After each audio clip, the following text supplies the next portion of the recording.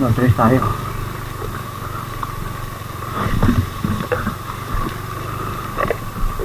Uy! Shit! Marim!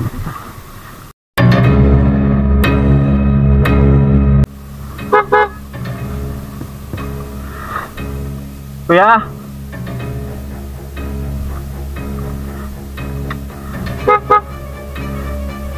Kuya! Pwede patulong?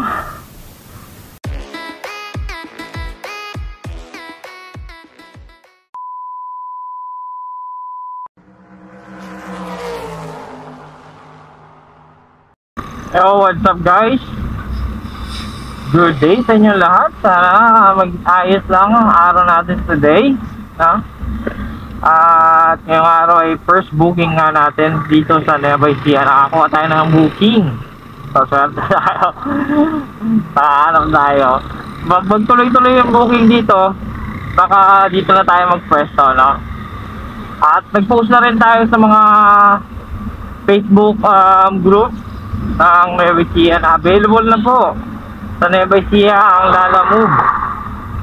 So sa gusto po magpa-deliver, ayan po, download lang po ng app ng Lalamove. So puntahan ko muna to sa location natin ay sa Japan pa, no? Puntahan muna natin pick up location. Tapos balikan ko kayo. So see you in a bit.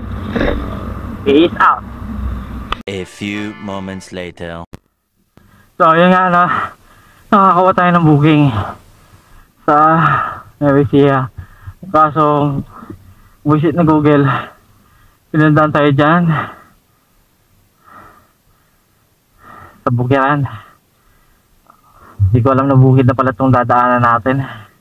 No choice na bumalik kasi alalambot sobra ng lupa bandaron, kaya hindi na tayo makapag ano. So ito na nga ang nangyari sa ating motor, lubog talaga, no? Makikita mo, sana may madaanan tayo ng ano, kahit na car wash lang. Grabe. Google, what are you doing?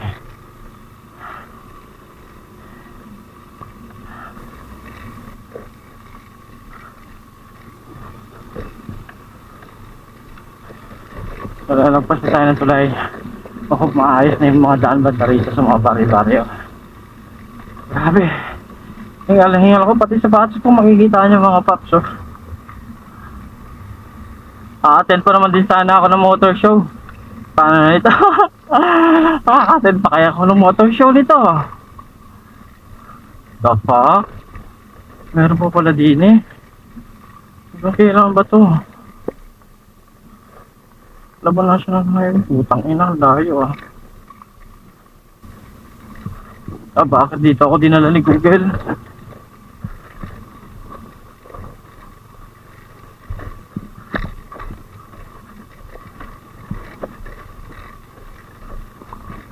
Buti nga hindi tayo tumirik eh. Siguro pang manual, okay pa dun eh. Eto na naman po tayo sa putik, putang ina.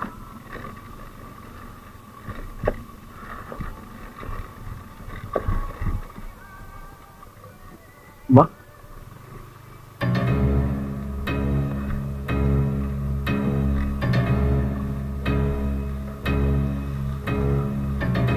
Mag-trace tayo.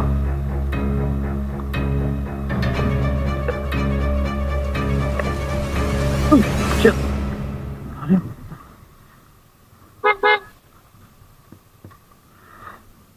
Kuya?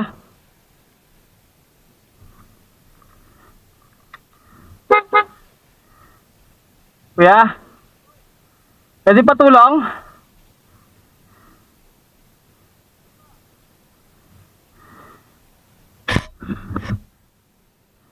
Stuck ako eh.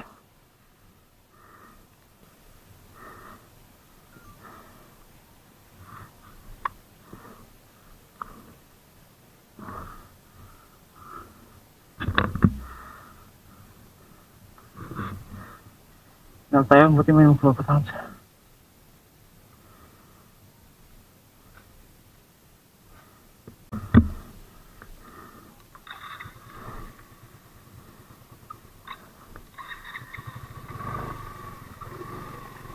Lalim kasi ng mga... Paano ba to?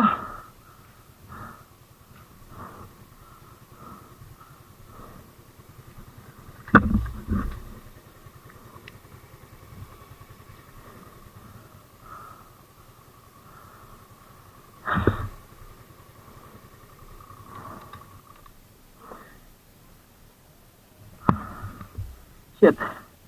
Please.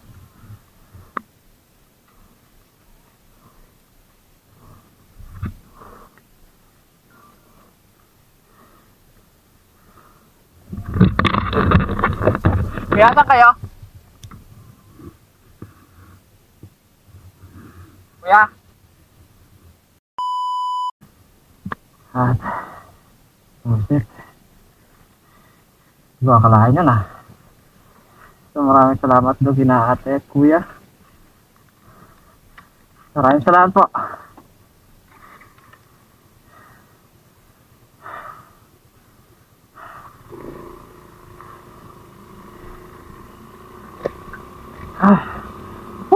Wisit. Tingnan nyo yung itsura ko. Naubos lakas ko dun. Palobat na pa man din tayo. Nasa loob ng apartment yung yung charger o power bank. So sabi ng mga nakatira doon, maraming pumupuntang rider doon, daliligaw. Tapos pagbalik umiiyak dahil nga na-stranded sila, yung motor nila hindi na nila maahon. O sa mga kabutihang palad naman tao natin, may mga mabuting tao pa rin naman na nakasalubong tayo, tinulungan tayo makaahon yung motor. As in talagang putikan, lubog. Hindi ko akalain yan.